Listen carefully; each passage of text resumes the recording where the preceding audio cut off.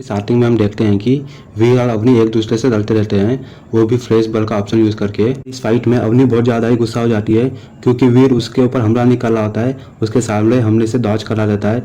ये देख के अवनी बहुत ज्यादा गुस्सा हो जाती है और कहती है कि सोचती है कि मेरी फिटनेस लेवल 100 है और मैं कोई से भी टॉप नॉच इवॉल्वर को आराम से हरा सकती हूँ, पर ये लड़का तो मेरे ही पर भारी पड़ रहा है। मेरे अटैक और ये वॉर मशीन का सोल्जर सिर्फ मेरे अटैक से बच नहीं रहा है। अपना सारा का सारा दम लगाने के बाद भी अवनी अपने ओपोनेंट को चोट पहुंचाने में नाकामयाब हो गई थी। इसके अलावा अवनी ये देखकर बहुत ज्यादा निराश हो गई थी जब उसे रियलाइज हुआ था कि नोटिस किए बिना ही ओपोनेंट ने उसे डेड पर जाने पर मजबूर कर दिया था। अवनी उसके ओपोनेंट से कहती है, चाहे तो इस लड़ाई को एक ही मुंह में खत्म कर सकते हो, लेकिन तुमने ऐसा किया क्यों नहीं। अवनी सोचती है कि वीर उसका इंसल्ट कर रहा है, इसलिए अवनी कहती है तुम बहुत ज्यादा ही पछताओगे। अवनी थंडर नाइफ की हाइपर जिनाट का यूज करते हुए अपने हाथों को ब्लेड जैसे में कन्वर्ट कर लेती है और वीर के ऊपर कंटिन्यूसली हमला करना स्टार्ट कर देती है। उसके हमले से बचते हुए कहता है, इसके मूवमेंट तो बहुत ज्यादा फास्ट हो गया है, ये कौन सी मार्शल आर्ट्स यूज कर ली है।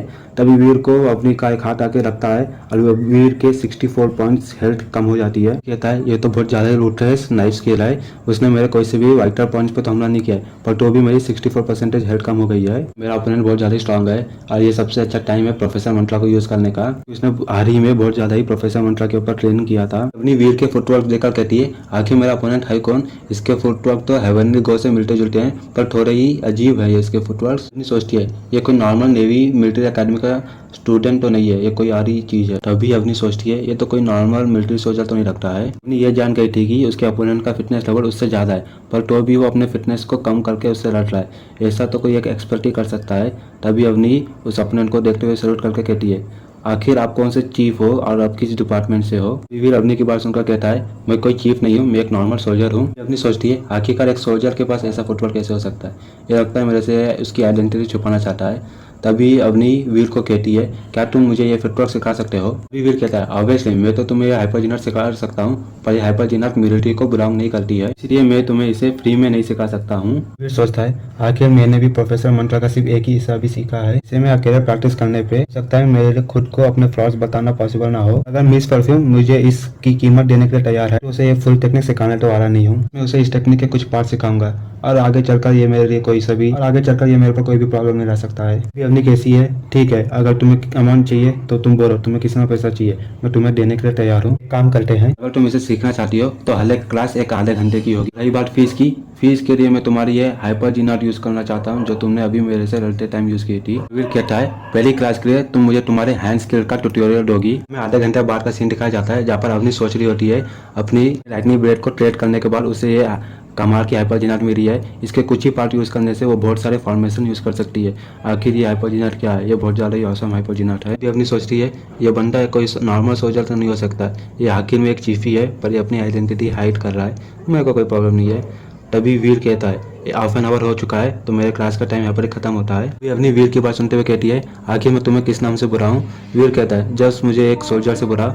नहीं, मैं तुम्हें सोल्जर के बोल रहे, मैं तुम्हें आपको एक चीफ के नाम से बुलाना चाहती हूँ। ठीक है, मुझे कोई प्रॉब्लम नहीं है, वीर कहता है। फिर अवनी से वो मार्शल आर्ट का तुलतेरा लेकर वीर उस ट्रेनिंग रूम से एग्जिट हो जाता है। वीर देखता है उसके डिस्प्ले पे एक मैसेज आया है, क्या आप मिस परफ्यूम को अपने फ्रेंड एक्सेप्ट करना चाहते हैं। वीर कहता है हाँ, एक्सेप्ट कर लेता है वीर फिर उसकी फ्रेंड रिक्वेस्ट को। वीर उसके बाद कुक हाउस की तरफ चला जाता है। वीर का दोस्त वीर से पूछता है, तुम एक रैंक मिला था जब तुम मिलिट्री एकेडमी में थे, तुम एक सीक्रेट ब्लड एरिस्टोक्रेट हो। वीर कहता है हाँ। तभी वो वीर का दोस्त कहता है, तब तो तुम्हारे पास बहुत सारी अपॉर्चुनिटीज है। वीर का दोस्त कहता है, वीर के पास आकर कहता है, तुम्हारे लिए एक अच्छा मौका आया है। ये बात तो तुम मैं और सभी लोग जानते हैं कि इस बार टफने के मिशन पे बहुत सारे लोग मारे गए हैं। बहुत से क्लास रूट ऑफिसर्स को किया जाएगा। हालांकि भले ही तुम बहुत लंबे समय से आर्मी में नहीं हो, फिर भी तुम एक बहुत बड़ी जानी मानी मिलिट्री अकेडमी से ग्रेजुएट हुए हो। तुम्हारे पास सीक्रेट ब्लड एरिस्टोक्रेट का टाइटल भी है। हालांकि तुम्हारे प्रमोट होने के चांसेस बहुत ज्यादा ही अच्छे हो सकते हैं। तभी वीर इस बात की ऑफिशियल कंफर्मेशन के लिए कॉर्नर में जाके रूही को फोन लगा देता है। रूही से कहता है, मैंने सुना है कि तुम हायर अप्स लोग किसी लोअर अप्स को प्रमोट करना चाहते हो। अपनी कहती है, मैं नहीं चाहती कि तुम किसी दूसरे टीम के स्क्वाड लीडर बनो, मैं चाहती हूँ कि तुम मेरे पर्सनल बॉडीगार्ड बनो। अभी रूही की बात सुनकर वीर के चेहरे पर एक बड़ी सी स्माइल आ जाती है। वीर कहता है, गार्ड, अच्छी बात है, तब तो मैं हर टाइम तुम्हारे साथ रह सकता हूँ। रूही वीर की बात सुनकर ब्लश करने लग जाती है और वीर से कहती है कि मैं चाहती हूँ कि तुम मेरे गार्ड बनो, फिर भी कुछ ऐसी चीजें हैं जिन पे मेरा कोई बस नहीं है, मैं चूज नहीं कर सकती हूँ। मैं जितना तुम्हें रिकमेंडेशन कर सकती थी उतना मैंने किया, उन सबके बाद भी तुम मेरे गार्ड बनते हो या नहीं, ये सब कुछ तुम्हारे ऊपर डिपेंड करता है। मुझे 2 गार्ड दिए जा रहे हैं, में से एक गार्ड तो ऑलरेडी डिसाइडेड है, इसे बदला नहीं जा सकता है। एक बार दूसरे गार्ड की और उसके लिए कॉम्पिटिशन होगा और उस कॉम्पिटिशन में तुम्हें 3 लोगों को हराना होगा। वो कंपटीशन में जितने भी लोग होंगे वो सब सल्पासल्स ही होंगे और तुम्हें एक आदमी से सतर्क रहना होगा, वो जो बहुत ज़्यादा ही स्ट्रांग है। और इसके बाद सीन चेंज होता है और हमें मोरा ग्रह का सीन दिखाया जाता है जहाँ पर वीर एक टेबल पे बैठा हुआ रहता है और तभी उसके सामने चीचा वीर से कहता है, आखिर क्या हो गया था, तुम्हें इतना टाइम क्यों लगा वापस मोरा ग्रह आने में? हमारे लिए ट्रेनिंग क्लाउड लाया था और उसे लाके मुझे बहुत ज़्यादा ही वक्त हो गया है, चांस ही नहीं मिला कि मैं तुम्हें इसे दे सकूं। जैसे ट्रेनिंग क्लाउड रिसीव करने के बाद सीधा शिकार के लिए निकल जाता है। वीर ने जीरो को गॉडेस सेल्टर को गार्ड करने के लिए कहा था। गोल्डन शेयर के ऊपर बैठकर आइस स्नो माउंटेन्स के अंदर चले जाता है। वीर को रूही की बात है, तभी वीर कुछ सोचने लग जाता है जहाँ पर रूही ने वीर से कहा था कि उस कंपटीशन में तुम्हें एक आर्मी से सतर्क रहना होगा और तुम्हारी तरह एक मेजर है, पर उसने तो प्रोफेसर जेरा को सबको डायमंड बॉडी यूज करते हुए देखा है ना। प्रैक्टिस करने में उन्हें 7 साल का समय लग गया था। हमारे इस अपोनेंट ने सुपर डायमंड बॉडी को हासिल कर लिया है और उसने बस ये सिर्फ 40 साल की उम्र में किया है। और उसके अलावा तुम्हारा ये अपोनेंट ब्लूबेयर स्पेशल फोर्स में भी काम कर चुका है। वीर कहता है, प्रोफेसर जेराब कश्यप ने कहा था अगर तुम्हें किसी भी सुपर डायमंड बॉडी को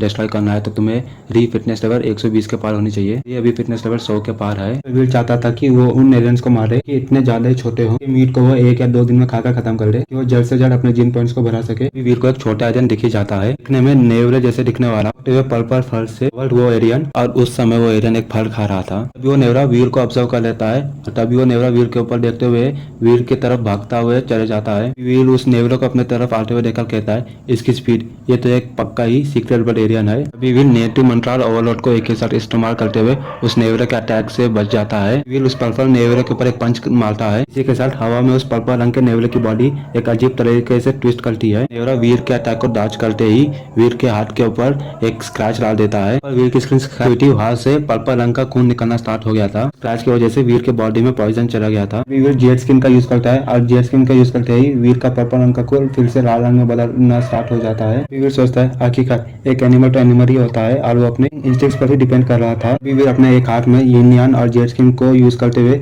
उस नेवरे के ऊपर एक जोरदार हमला कर देता है और नेवरा उस हमले को डॉज नहीं कर पाता है और उस नेवरा सीधा जाकर स्नो पे गिर जाता है और उसके मुंह से बहुत सारा खून निकलने लग जाता है। इसी से इस एपिसोड यहाँ पर ही खत्म हो जाता है।